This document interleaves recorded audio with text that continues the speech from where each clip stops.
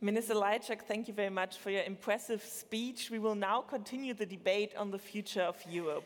My name is Liana Fix, I'm the Program Director of the Berlin Foreign Policy Forum.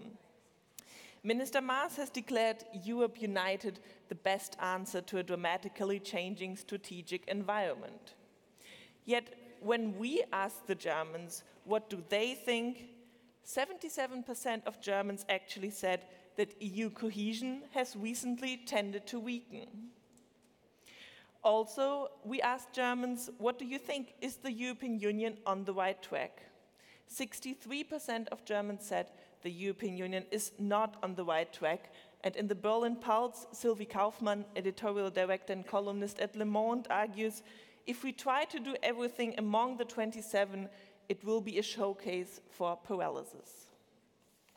It is a great pleasure that we have Sylvie Kauffmann here with us today, together with Norbert Röttgen, chairman of the Foreign Affairs Committee, to discuss with Minister Lajčák how to keep Europe together in light of the differences between East and West and North and South.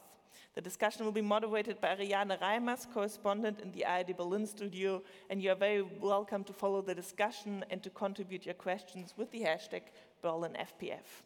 Thank you very much. The floor is yours.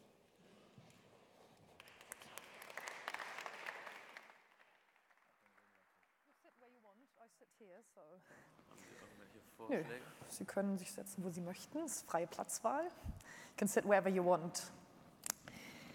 Yes, welcome to the first panel. It's Keeping Europe Together, the Path Forward. So we will be discussing about the future. We've been just carefully listening to your keynote speech, Foreign Minister. You've been talking about the destroying character of walls, especially the walls in our minds. And you have been mentioning compromise, cooperation, courage, ambition as medicine. But are these the tools we know already in the toolbox of EU governments, of the EU institutions? So at the same time, Europe seems to be more fragmented than ever before. We have the Brexit. We have almost 15 years after the Eastern enlargement, the Eastern and Western countries seeming to be drifting more apart, and we have the populist movements on a rise.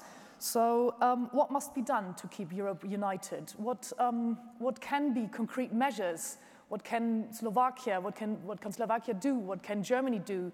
What can France do to keep the Europe united? Do you have any proposals for concrete measures? It looks like we've run out of vision. We don't speak about big ideas, we don't speak about the future. We speak about the crises, we speak about divisions, we speak about problems. For the last 2+ years, we speak about UK's role, about Brexit. People are tired of listening only about European problems. And yes, we are divided, unfortunately, because of the unfortunate way of handling the migration crisis. We brought back the old stereotypes and divisions. So if you believe in Europe, you want to be inspired, and inspiration is not coming. So I think it's the responsibility of European leaders to be able to offer bold ideas for future Europe. Ideas people can believe and trust. What ideas, what kind of ideas could that be? Well, Europe that is addressing their problems, Europe that protects them, Europe that can guarantee their security and their prosperity, and the Europe that is not, I would say, intruding into their private space, because this is also the feeling among some, that Europe is trying to regulate too much of their lives, but it's rather Europe that is giving answers to what they see as their problems. Too often our citizens see European politicians, European institutions dealing with the problems they don't feel as theirs. But, well, we've seen now President Macron last year, this year, time and again, has proposed a lot of visionist reforms and has invited Germany, before all, to join them. But Germany has been hesitating quite a while and a little bit shy, maybe even cowardish. Mr. Röttgen, why? I mean, why is Germany so shy about, so timid about the French President Macron's reform proposals? I was very much looking forward to getting a question I could easily answer. But it's quite difficult to give an answer to your question, why are we hesitant in a time where action is urgently needed? So it's difficult to make the case for me. I would prefer to make the case for taking action. And I think we really cannot afford to be inactive, to be unresponsive, not only to France, but to a situation we listened how this situation has been described as a situation of divisions. I think it's not that much about keeping together, but reuniting, overcoming divisions. So we are really facing a severe situation in Europe as we have never seen before. I think it was one of the two ministers who said, yes, we are even in a time when Europe, I would say for the first time, can fail. The failure of the European project is now possible. So this is not a time for inaction, and I wish to see Germany much more active and proactive. For what? I think what we need to overcome the situation of divisions is a success. Perhaps it's not that much vision and big ideas, but what we need is success. There is nothing more successful than success. So where is success possible? I think a conclusion is where we can agree on is, and both ministers have outlined that, that there is an evident need and necessity that Europe transcend its nature from a very successful internal project to becoming a global actor. I think this is simply needed in order to protect us, not with walls, but with action and involving in playing a European role in order to protect our citizens. I think this is the crucial thing which we have to do to shift our nature, to extend our nature and become a global actor. And then my perhaps last remark to your introductory question. The big debate has to focus on, I would say, not that much do we want to do that because it's simply necessary, but how? How can we achieve a first step to becoming a foreign policy, a foreign global actor? And there is an alternative. Do we continue the path we have seen in the past, which means we try to achieve an agreement on the level of 27 member states within the institutions? I think then we will be too slow and we will not overcome the divisions, but the divisions, on the other hand, will paralyze this approach. So my proposal would be to start with an avant-garde group. And this avant-garde group is constituted by those who are willing to start the process of emerging to become a foreign policy actor. And there I would wish my country to see to respond to the offers and invitations of France. This avant-garde group certainly has to be constituted not only but necessarily by France and Germany. And we should start to compromise, to build a common policy, for example, on 3 topics: the Middle East, China, Russia, and the United States. These are 4 topics. To compromise on a foreign policy, it's not that we have then a French policy and a German policy, but to compromise on policies and to go ahead, to be open for everybody else. I think this is a vision, but this is also a possible success. And I urge my country and my government to step in, to step up to a level of responsibility which is simply needed and required from our citizens and from the geopolitical rivalry we have around us. That was a lot of content. Sorry, yeah. A lot of different ideas how to reform and how to proceed with the reforms of the EU. But Foreign Minister, you've pointed out that we have to, the citizens, there has to be also an impact on the citizens. So what you've pointed out is basically foreign policy of the EU, which might not be which the normal European citizen maybe cannot take in his daily routine. So, Mrs. Kauffmann, so what do you think? What kind of reforms do we need? is it the reforms in the foreign policy sector, or are these also reforms in the social reforms, economic reforms, which might also balance the inequalities in the EU, which also go maybe one day towards stepping towards a social union? Is that the way we should take? I think we need both big ideas and small ideas.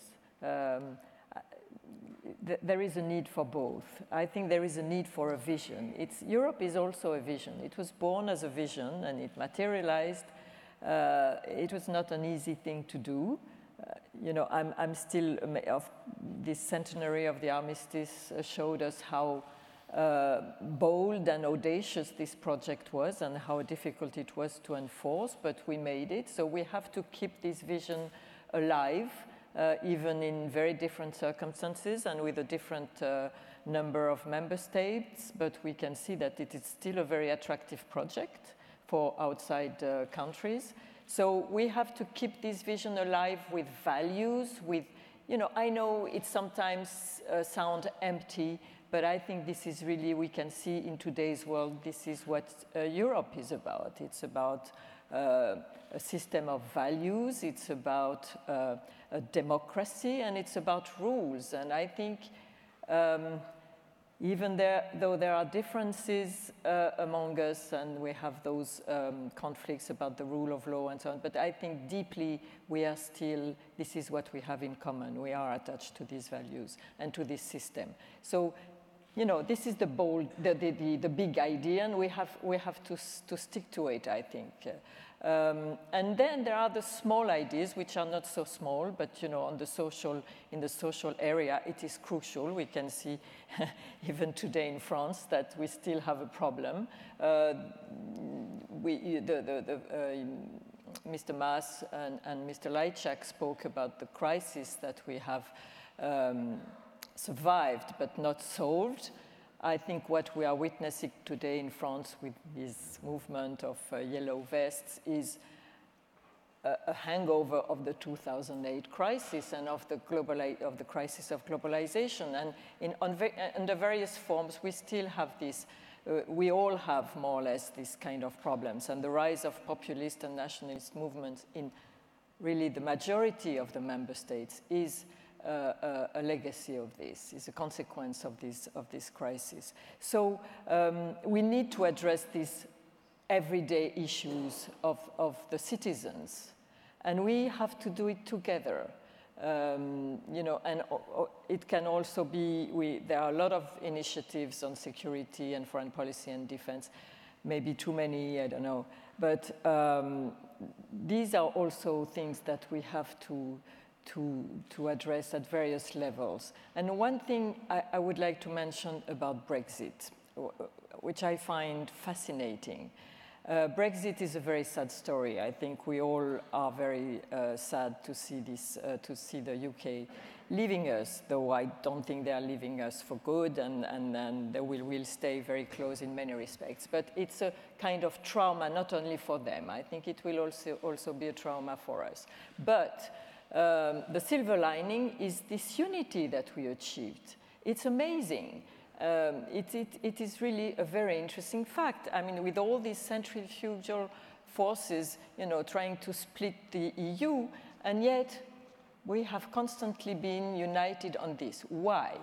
Because we want to, we feel that it's better inside than outside. It's very cold outside at the moment. So there is this feeling that we belong to something together. So we have to rebuild it bit by bit. And maybe we should learn something from Michel Barnier's method. I've been very impressed, not because he's French, because, you know, he's been very underestimated in France as a politician. So he didn't start this adventure of the Brexit with the very high expectations in France. So, but I've watched him and I've listened to him and I've seen how he worked. He has this fantastic team. 19 nationalities. By the way, he has two deputies, 2 women, 1 French, 1 German, and they have been working wonderfully together. it's also, he has parity in his team. I think it's 60 people and 30 women, 30 men. But anyway, it's a very good team. And what he has been doing to build this unity, he's been going around the capitals of the 27 all the time, consulting, explaining. Very, it's been a painstaking process, but he's been doing it very thoroughly. And I think this is what also, I'm sure we'll talk about the French-German partnership, but this is, I think, what the French and the Germans have to do also together. Go around all these capitals, all these small countries, and I know they don't like to be called small, but some of them are smaller than others. It's a fact. But, you know, we shouldn't neglect any of them. Germany has, you know, is very good at talking to Central European governments. We are probably better at talking to southern governments, but we have to do this together all the time.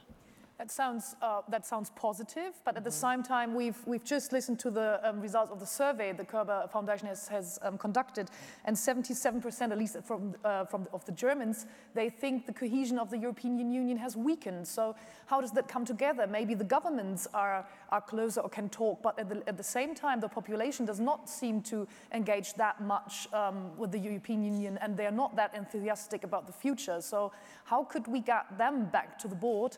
And what are the tools? What is the toolbox besides, well, we have a wonderful foreign policy together, we keep unity together, but how to keep them engaged into the European project? It's a great question. We need to give confidence to our citizens. I mean, in a way, we are victims to our democratic nature and transparency. So we have free press, and the press is reporting about our problems. We are discussing openly about our problems, which is not necessarily the fact in other global players' countries. But the fact is that our citizens are confronted with negative news. So it had to be Brexit that we realized how precious the European project is for us. And yes, the level of, I agree with everything you said. Michel Barnier has been doing a great job. He made us feel that we own the process. And yes, we are so united, there is no crack in the wall, and that's definitely something that was not taken for granted at the beginning. Now, European Union has been always strongest when it was projecting values, stability, leading by example. That's the strongest weapon, if you wish, Europe can use. Right now, we are not as inspiring as we used to be. When you go to the Balkans, when you go to the former Soviet republics, and you speak about European Union, say, what are you trying to sell? I mean, you are full of problems. So some of them are even saying that we are not even sure we want to join the European Union now, which is not true, by the way, but yeah. So we need to make sure that our citizens can feel proud of being citizens of European Union. We shall speak less about divisions and more remind our people of the things they take for granted, but they are not for free. I mean, now the young people in the UK will lose access to Erasmus. This is one of the many consequences of Brexit, and it will impact them negatively. So, and this is a good opportunity to remind to our students that that did not come out of the blue. I mean, this is one of the achievements of the European integration. And the second point, I agree with Mr. Röttgen. European Union does not exist as a global policy player. Since we are so much absorbed with our internal agenda, we don't exist. No one listens to us. There is not a simple issue where European Union would be a relevant player, let alone being in the lead.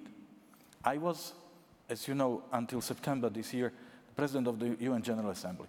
UN is being challenged by the approach of President Trump's administration. Every time US announced they are withdrawing from yet another organization or from supporting financially yet another project, everyone is looking where? At China, asking China to come to the rescue. No one is expecting anything from the European Union. I went to Brussels and I met the three presidents. I told them, this is the moment for us to demonstrate we stand up for multilateralism. UN is built on the very same principles as the European Union. How come we cannot act? How come we cannot support and defend multilateralism? Because we have no time. We are too busy with ourselves. This is a luxury we cannot afford. Mm-hmm. But how can we, like you at the last point you mentioned the geopolitical position Europe should take, but definitely has not. But how can that be reached? I mean, also Foreign Minister Maas has pointed out that is the strategic basic question of the future, also of the future of Europe, to keep a position in the world, to be a partner, to be able to be a partner to the US, to Russia, and also to China. So, but how can we get there, or how can Europe get there? What do the governments have to do that? Oh, Mr. Röttgen, you already. Okay. I think, firstly, I want really to restate again. We have to face and recognize the severity of the situation. It's really a serious one. So, and I think it's not about better communication, better explanation. It's not about doing the same thing as we did in the past and the do-it-all European Union. I think we really have to focus, we have to shift, and we have to adapt. We have to change something. We have a serious problem of legitimacy, of acceptance and legitimacy in decline. And we have to respond to that, and not only to speak about the values which are so wonderful. I also share these wonderful values, but we have to respond to the questions of people, not only and particularly from a younger generation. So what is the European Union for in today's world? I think we have to give one convincing answer. So what is the most important challenge? And then it's not my bias because I'm doing foreign policy, but I think when we try to analyze and try to understand the world we have a different world today, a completely different world today than 5 years before. And what is the European answer to that? More or less, nothing. The world has changed fundamentally, rapidly, in an unprecedented pace since World War II. And what is the adaptation of the European Union? So I think we are not there. We are not in the Middle East. Whether it comes to a next refugee crisis is in the hands of Mr. Putin and Mr. Erdogan. And the Europeans do not play any role in our neighborhood. It's not the American neighborhood, it's our neighborhood, and so on. So I think and what people experience is a lack of power. We are always reactive, not proactive. So, and this is the reason why I really, my thinking, my view is that we have to identify and have to think about and act on how to make the European Union more effective, more responsive. How can we do that? And the simple call for we have to unite it disrespects the fact of our divisions, because we are divided on a core question, and this is the value question. We have the division between the liberal camp and the illiberal camp, and we will not get united on the basis and level on the 27 member states. So I think we have to go this is my case I have already made, is to go forward together with a group and make a difference. I think this is the only way how we can not make sure, but how we can achieve that the European Union can be experienced by ordinary people, that something is changing and adapting. Yeah. Mrs. Kauffmann, you wanted to Yes, add there are 2 points I wanted to make. One is I agree, we have to, maybe the point of departure is to start with a small group, and of course there's this whole debate about circles and multi-speed, and I know a lot of countries don't like it, but sometimes we start with a small group and then it expands, and or even we start alone. Look at Mali, since we're talking about defense. Look at Mali and the Sahel situation. France acted first alone because there was an emergency, and it could act quickly because of its constitution and all this, and it had an army and so on.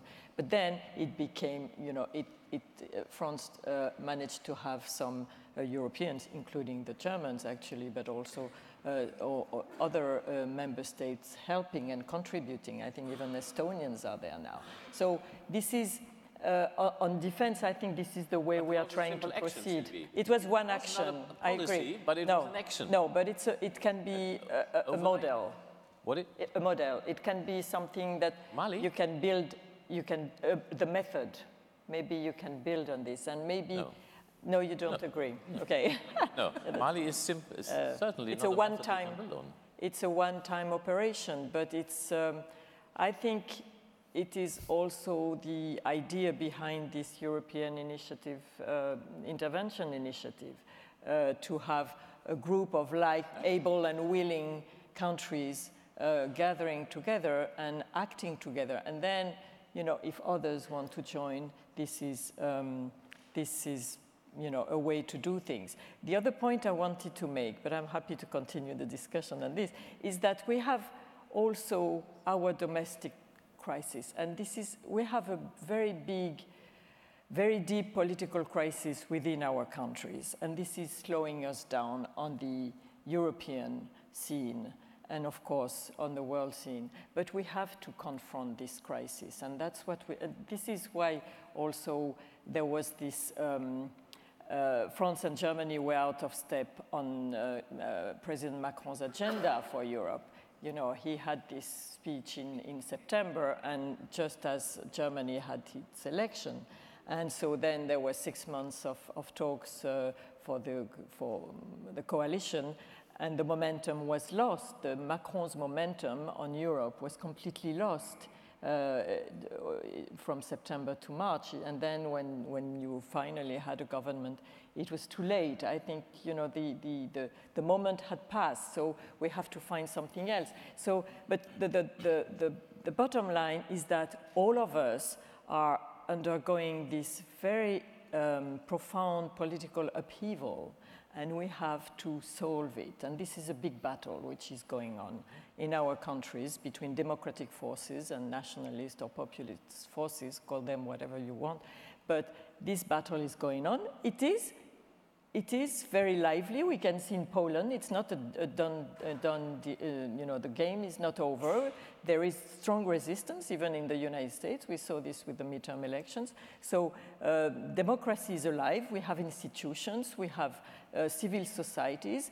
In Poland, the judges, for instance, behaved fantastically. In Slovakia, in Romania, people are showing that they are attached to a certain form of democracy and government. And so, of course, the elections to the European Parliament will show how strong is this battle, and it's going to be very tough. But I think, you know, we cannot lead the European battle without having this one in mind too, the domestic battles. They are closely linked, and I think Europe depends on the success of these battles also. Foreign Minister, what is, Mr. Röttgen pointed out, a multi-speed Europe. What's your opinion on that multi-speed Europe? Is it an option for you as a Slovakian Foreign Minister? And second, he also pointed out the difference between the liberal and the illiberal democracies. And well, obviously, he's talking about Poland and Hungary before all. How could the European approach towards Poland and Hungary, how could a good approach be to solve this question, and how far are they responsible for the disunity of the European Union at the moment? Well, multi-speed Europe is a reality already. We have Schengen, we have Eurozone, so we have several Europes within the European Union, but that was not your point, of course. I agree with you that those who are willing to take the initiative should not be prevented from doing so, but I will add 2 buts. First, it must not be an exclusive club. So those, because seeing from where I sit, from Bratislava, we are afraid that we will be left out, even though we believe that we want to be there and we meet the criteria. So if it's a decision of a group of countries that we are the right ones and the others are free to follow, that would not be the good way forward. So that's important. But yes, I definitely don't think that the slowest ones or the least willing ones should have the right and opportunities to block everybody else. On the Central European situation and the situation with Poland and Hungary, 2 things. First, dialogue. Let's make sure this is not a way how we are going to punish each other. Let's speak about these issues. Let's not pronounce judgments before we have really come to the truth, to the facts. Let's really, I mean, what I've always admired about European Union was the ability to listen to each other. And talk, it takes time, but in the end we were always able to come to a position everyone could subscribe to. So here in the situation in Hungary and Poland, it's not black and white, but we have already seen so many judgments and condemnations, which is obviously, I mean, positioning the people of this country. I mean, they have democratically elected governments. In Hungary, Orban has won 3 times in a row with, well, huge majority. And that's my second point. Paternalism that comes from the West towards the East, and hypocrisy. Because everyone is criticizing Orban, or almost everyone, and at the same time his votes in the EPP are more than welcome, so we don't want to see these problems because we need his votes particularly now for the... So let's be honest with ourselves. So there must be no feeling of double standards or different approach to different countries. But is there still a common understanding of what are the core values of Europe? Do you think there's still a common understanding under all the member states what are the core values? Well, I hope so. I have not seen responsible political parties to question this. Unfortunately, there are irresponsible, there are nationalistic, there are radical parties, but these parties do not come from new member states. There is no geographical line. It's a mental line. You have these parties everywhere. I mean, you have FPÖ in Austria, you have these parties in Italy, you have these parties in almost every member state. So another simplification is that, the problems come from the East. That's not true. That's simply not the reality. I just want to make sure that now the audience can prepare to ask questions, but I want to, so already you can think about what to ask, but I want to make one last question before opening up. It's about migration. You mentioned the topic migration at the very beginning. You all said multilateralism is a core for the European Union. Now we are discussing the Global Compact of Migration, and there is a big rift between different countries now coming up, emerging. So is there still hope for like multilateralism, especially regarding the topic of migration, being effective in the European Union regarding the migration issue? Yes, absolutely. I think it's a common challenge for all of us, and we are all sharing the same, I would say, crisis of democracy in Western democracies. It's the same in the United States, the Trump phenomenon, in Britain, the Brexit phenomenon, and it's the AfD, it's the Liga, and we know them all. So, and what has been, since it started with what we now call with hindsight the refugee crisis, has been the call for regaining control. Take back control. This was the slogan in different campaigns. And this approach of the Global Compact on migration is a first, it's a small step, but it's a first step to get back control on a global level. And of course, since migration of nearly 260 million people is a global phenomenon, you only can tackle this phenomenon with a global approach. So this is a sensible, concrete step in regaining control on the phenomenon of migration. But it's not seen as that. It's not seen as that by a big part of the population. And on the other side, I mean, Foreign Minister Maas has pointed it out. There are disinformation campaigns, and obviously people are also following these disinformation campaigns. So even though you are arguing in favor, most people will not accept it or understand it. Yeah. And there is there are the European countries voting or having a different approach on how to approve or not approve the Global Compact. But perhaps next time we start the information campaign before the others start the disinformation campaign.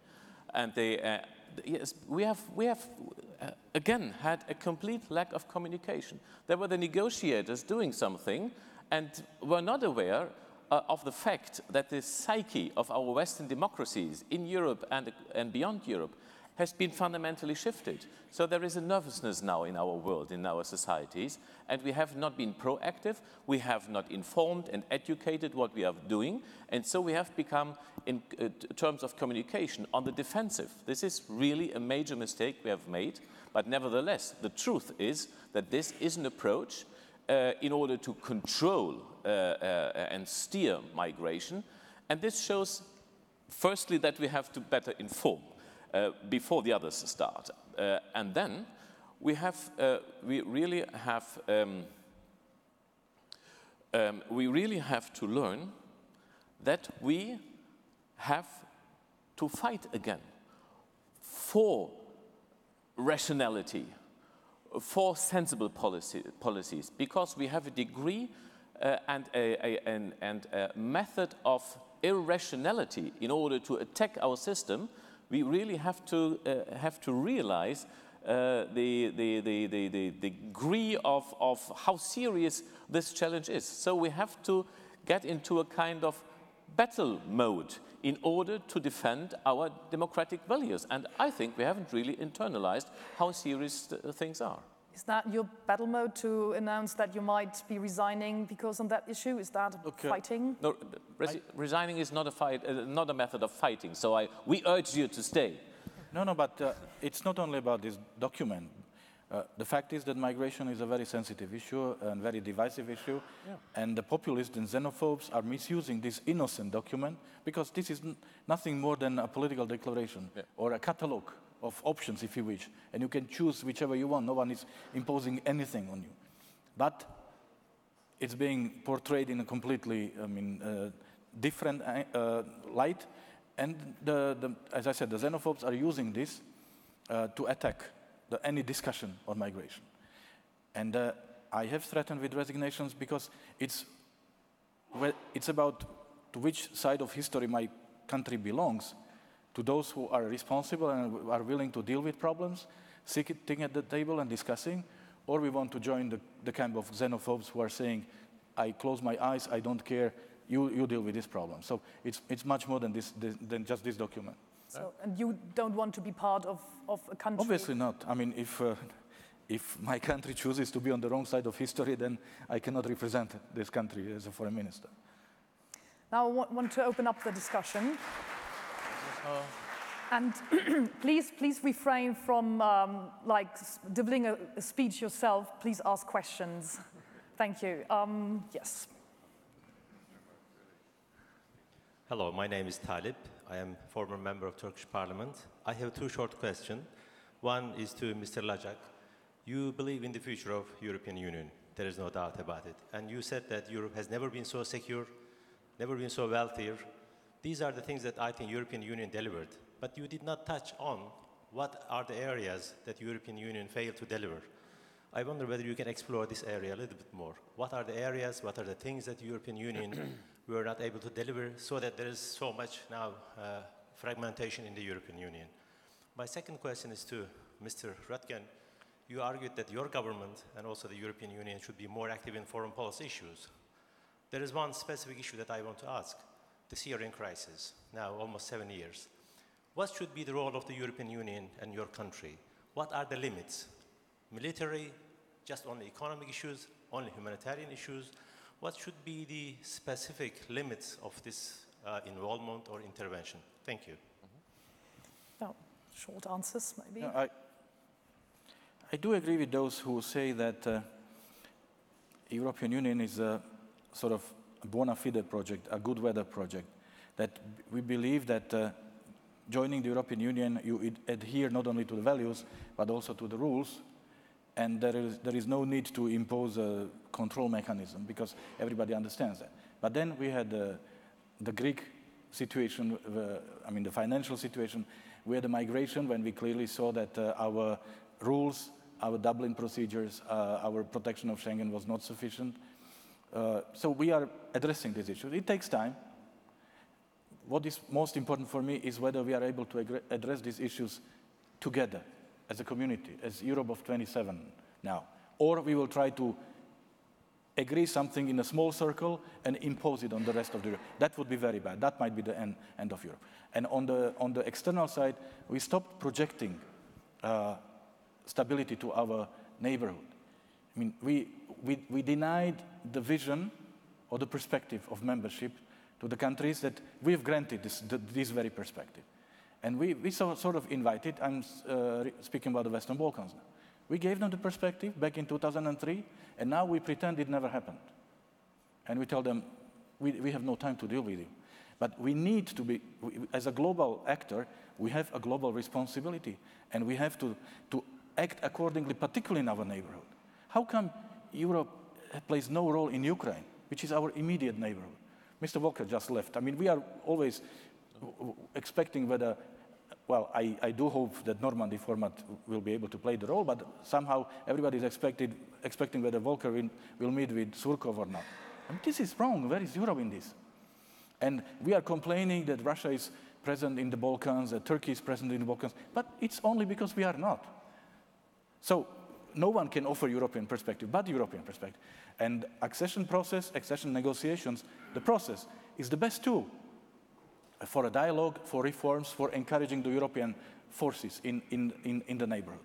And we are denying this process to our neighborhood. So we need to, I mean, really project to act as a global player, be aware of our global responsibility, and internally to fix, I mean, the holes in the roof that we have discovered during the stormy weather. And I do hope we will be able to do it together. I think Ukraine is the case of exception where we have done and pursued a foreign policy. It's a tough case. It will take years. We have to be patient. But I think this is the exceptional case where both Germany and Europe have taken. It's Germany and France, not the European Union. No. The sanctions are not, for example, sanctions are a viable tool in foreign policy, and the sanctions are European sanctions. It's not, I think we have a European foreign policy on Ukraine, and we have seen there, it's rarely spoken out in Germany, we have seen a foreign policy leadership role of this country. More or less nobody knows that in Germany, but it's a fact that we have done so, and for the better. And this is Sylvie. Another case where Europe was united, has kept united on the sanctions, and somehow unexpectedly. Yes, despite different views. Difficulties and debates, we have remained united, and for that we have remained influential, and we have to continue to do so regarding the recent days. I beg to disagree, because yes, we adopted the sanctions, we were united, that's true, it was 4 years. It was 4 years ago. But since then, we refuse to discuss our sanctions. We extend them without discussion at the level of ambassadors under the table. We are scared of discussing our own policy. After 4 years, it's probably time to look back and say, what have we achieved? Has it made us stronger or weaker? Miroslav. We don't discuss. We cannot be afraid of our policy tools. And believe me that this is how we act. Okay, you should but we have achieved and preserved unity. And this is our strategic asset. This is something. We have become perhaps a little bit humble, but I want to appreciate that we have achieved that. But you, of course, you raised a question regarding Syria. So realistically, we are close to zero in our influence on Syria. We have missed the moment and opportunities, many opportunities. And now we have a power situation where we don't even see an American policy on Syria. So realistically, I do not see the point and the opportunity right now, given the political power situation there and the coalition, the military political coalitions where realistically the Europeans can play a role. The Americans could play a role, because my analysis is that Russia has an interest to shift or to transform the military gains into political gains, but they are in need of a partner. And the Europeans, I think, they are not a possible partner for Russia in dealing with Syria. What we could do, perhaps, together with the Americans, to increase the pressure to stop the war in Yemen. perhaps this is something doable in the aftermath of the Khashoggi murder. And I think we should do everything to urge the Americans to increase their influence, that the Yemen atrocities and war of destruction has to be stopped. This would be then one and the first success for many years in the Middle East, and from that we could perhaps go northern to Syria and try to extend our successes. But right now there is no realistic, real political influence of the European Union, which I very much complain about. I've seen lots of more questions, so I'd like to group 3 by now. So I take you, and then you, and you. So please, the order, so then we can group them together, and yeah, short, please. Thank you. Ulrike Franke from the European Council on Foreign Relations. I'd like to hear your view on this whole debate about the European army, something that has been in the media a lot. You didn't mention it. And I've been wondering, I mean, first for Sylvie Kauffmann maybe, why do you think that Macron decided to pitch this now? And maybe for everyone, to what extent do you find this debate helpful? Maybe you didn't mention it because it isn't helpful, but it's something that was very much mentioned in the media, and I've been observing a bit of willful misunderstanding of this idea. So it would be very interesting to hear your view. Thank you. My name is Stefan Lehne from Carnegie Europe. I have a question to Mr. Röttgen. Everybody here stressed the importance of a more active and effective European foreign policy. I've recently participated in a public meeting with the Austrian Foreign Minister Kneißl, who said, well, it's very frustrating to sit in the Foreign Affairs Council now because the ministers from the big countries don't show up. I was quite taken aback because at my time, when I was myself very active in this area, everybody was there and the ministers from the big countries actually dominated the discussions. So this has checked. I've also checked with a number of other people. And the External Action Service that Miroslav knows very well has turned into a secretariat. There are very few initiatives, proposals from the EU as such on important foreign policy issues, while the challenges go up constantly. The EU got weaker, whereas the environment got much worse. Mm-hmm. So there have been a number of ideas how to address this. Qualified majority voting, which will probably go nowhere, given the positions of the member states. Mrs. Merkel's European Security Council also seems to be a very nebulous concept that doesn't seem to really have a lot of future in the near term. So it's very understandable, Mr. Röttgen, that you say, well, this is hopeless, we need an avant-garde, the vanguard has to go ahead, agree on the key elements of foreign policy and who wants to join us, let's move forward. But at the same time, you're killing EU foreign policy as such. A minute ago, you said on Ukraine, the one thing that is important is unity that we need to preserve. So how can you combine the kind of vanguard concept while at the same time without losing the unity? Thank you. And third. Vios Haswani, I come from the Kosovo Parliament. It's a pleasure to be here. While we're talking about removing walls and also about common European values, there is, as you know, an effort underway. I'm talking about the dialogue between the President of Kosovo and Serbia to actually establish borders along ethnic lines, which 82% of the Kosovo people, the Kosovo Parliament and the Kosovo government are very much against, and believe that it's an idea that goes against these very core values, as well as an idea that is extremely dangerous for the entire region that, as Mr. Lajčák probably very well knows, as everyone else in the room knows, is going to have a domino effect that will not stop with the Western Balkans. Some call it a peaceful ethnic cleansing, with all due respect, as many people in Kosovo have already said. These two words do not belong in the same sentence because ethnic cleansing is a crime, peaceful or not. So let me go straight to the question.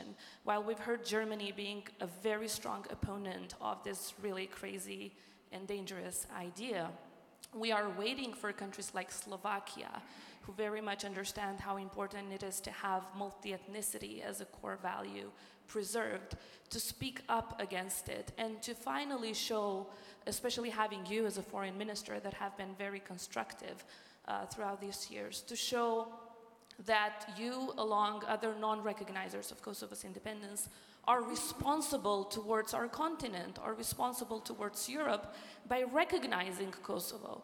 Because non-recognition has opened the way for these crazy ideas, for people to say, let's talk about divisions on ethnic lines, because that's the only way how we can get the entire Europe behind it. So hopefully we can hear a reaffirmation of this position by Germany, as well as an answer by Slovakia. Thank you. Thank you. Thanks for the question. We'll stop here for the moment, and I'd like us to ask Sylvie Kauffmann to answer the first question. The European Army, yes, it's a fascinating subject, and I love it personally, because the debate has really taken off, and it's quite amazing. Because the fact that the debate has taken off means something, I think, even though. So let me start to answer with the question about what Macron had in mind when he uttered those words on French radio one morning. I think I haven't been able to know exactly whether it was a slip of the tongue or whether he deliberately used those words.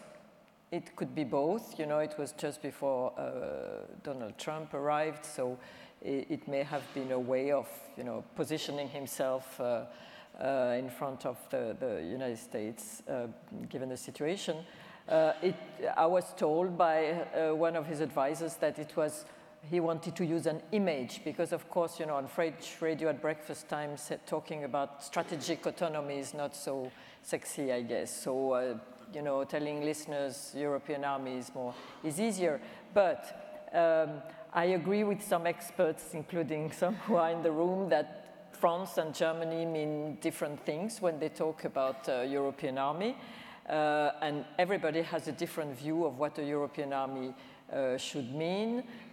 Anyway, we don't have a commander-in-chief. We don't have a political responsibility or process of decision-making on this. We don't have what you call rules of engagement. So it's a kind of distant dream.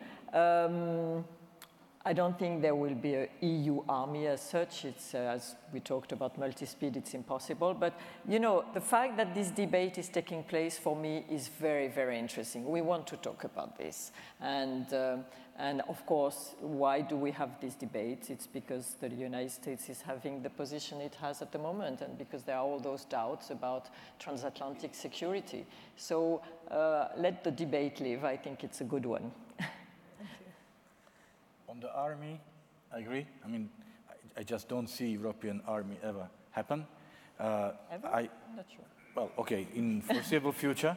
In our lifetime, maybe. Yeah, well, we need, obviously, stronger European defense, stronger European security policy. We need stronger and better interoperability. We need better mobility. But these, statements about army are confusing us, Europeans, and also our partners. And they make our American partners very nervous. And, it comes from a very powerful office, and then everybody is discussing it. We as foreign ministers are confronted with that. We are giving our own answers, which are not necessarily harmonized, so which adds to confusion. So I really believe that this issue should be discussed among us, ourselves, in European councils, in proper meetings, because this is kind of the messages that are really, sending mixed signals about Europe. In Kosovo, I fully agree with you, and I went, official and vocal on this. I had an interview in Balkan Insight last week when I was very clear about the land swap. It does not belong to Europe. This is not, in accordance with European values.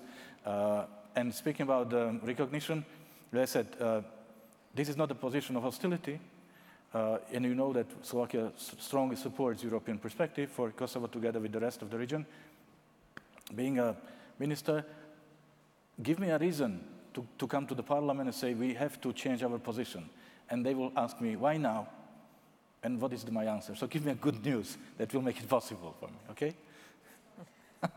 And Mr. Röttgen, maybe you can answer to the question of the... Yeah, I can reaffirm the German position on this question.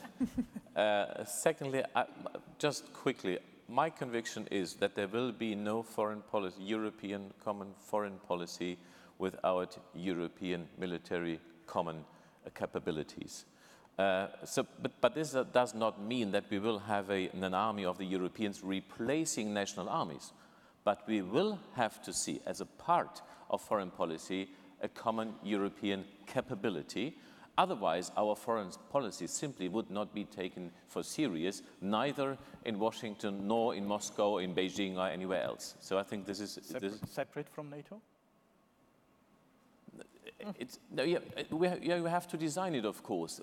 Certainly not against NATO. I would say certainly not formally integrated into NATO, because our national armies will remain there. So I think this question can be answered that it is complementary to NATO forces, but I think it's really doable. It's not that a vision only be implemented in 10 years' time. We have the German-French brigade, we have the... so we have multinational organizations already, and I think it's doable, not in a way that replaces national armies, but in an additional European capability. To the Austrian question, I had the pleasure to participate, to have a debate with the Austrian foreign minister, where she also complained about not showing up of European colleagues. And in this debate, I had a concrete offer. I offered to help out and to join the club of European foreign ministers. But then Heiko Maas did not agree with that proposal. Very practical, I thought to be. And he said, I regularly show up, and this is not true. So, of course, foreign ministers, you know better than me. So, unfortunately, there was no case for me to help out. But the real question was, is there a contradiction between an avant-garde group concept and preserving unity? First of all, I would very much prefer, of course, to have a European foreign policy with the 27 member states and within the institutions. Unfortunately, I can't see this to happen in a foreseeable future of a decade or so. So we have to go forward. It is a question and it is a challenge not to create a new division in Europe. So it has to get started, it has to be open, it has to be east-west and not only west. So if you do it correctly, I think then it could instigate a European which is more active and effective. I'm very sorry, but time's running out. So I know I could take like 10 more questions, but I can't. So I just want to give everybody of you just a very quick opportunity to give where is the European Union 10 years from now? We have missed out a lot of points. I just saw that when Twitter users said we didn't discuss about civil society, we didn't mention some other points. We cannot do everything in 1 hour, but so very quick, where's the European Union 10 years from now? I would go 10 years back, and I wish to see Europe 10 years from now being the same symbol of stability, prosperity, respect for human rights, and inspiring, leading by example, as it was back in 2008, and I really hope it will be, I wish it will be also in 2028. Maybe a wish. In 10 years' time, the most European countries have overcome this and won the battle on democracy and are strong enough and ready to bring the other battle for building the European project on concrete issues again. And this will be thanks to the civil society if we win this battle. I very much trust in the learning ability of Europe and the European Union, and then we will have adapted, be more active, and have remained united. Thank you for the positive words at the end. We need that, I think. Thank you, Foreign Minister. Thank you, Mrs. Kauffmann. Thank you, Mr. Röttgen. And thanks to the audience for participating.